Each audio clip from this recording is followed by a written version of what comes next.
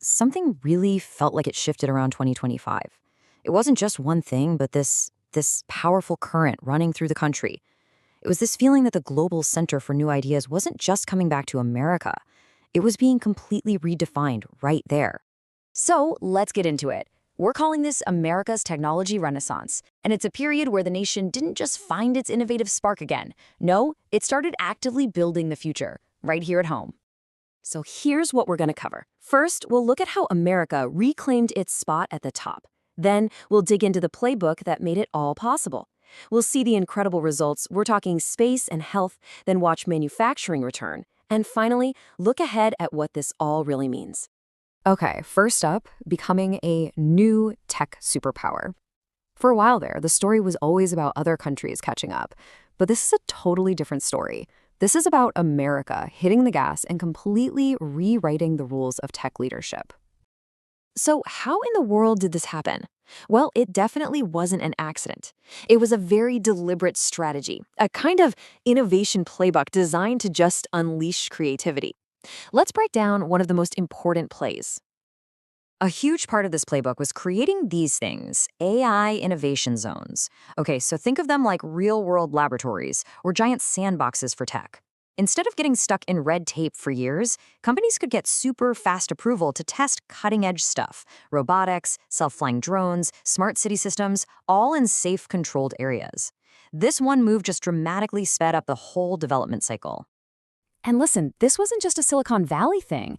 Not at all. These zones started popping up all over, with states like California, Texas, and Colorado really leading the charge. And this created like a powerful magnet, pulling in tech companies from all over the world who wanted in on the action. But this playbook wasn't just for the big guys. A massive part of this story, maybe the most exciting part, is the explosion of new businesses at the grassroots level. And it started happening in places you might not expect. And this chart right here really shows it.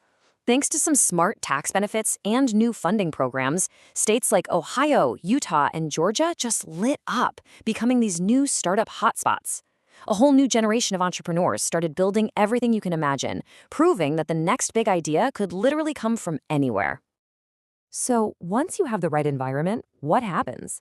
Well, American innovators started pushing the absolute boundaries of what we thought was possible, especially in two huge areas, the final frontier of space and the really personal frontier of our own health.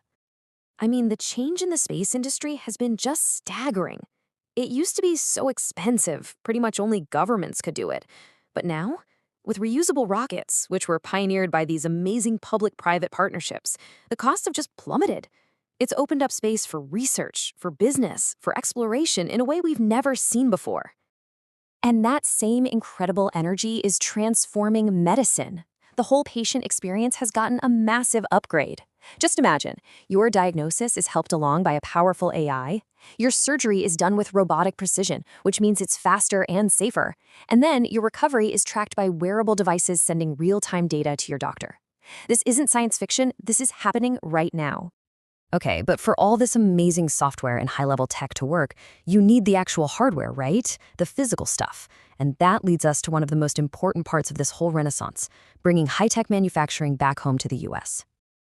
And this isn't just some idea on a whiteboard. It is happening. We're talking brand new, cutting-edge semiconductor factories opening in places like Arizona, New York, and Idaho. And these aren't just any old factories. They make the microscopic brains inside all of our advanced gadgets. This is a massive reinvestment in America's industrial core. So here's the really crucial point. By making its own advanced electronics, America isn't just creating jobs, it's building strategic independence. It makes sure that the supply chain for the most important technology of the future is safe, stable, and located right here. All right, so we've seen the playbook, the mind-blowing breakthroughs, and the return of manufacturing. Which brings us to the big question. What happens next? How do all these pieces fit together to shape the decades ahead?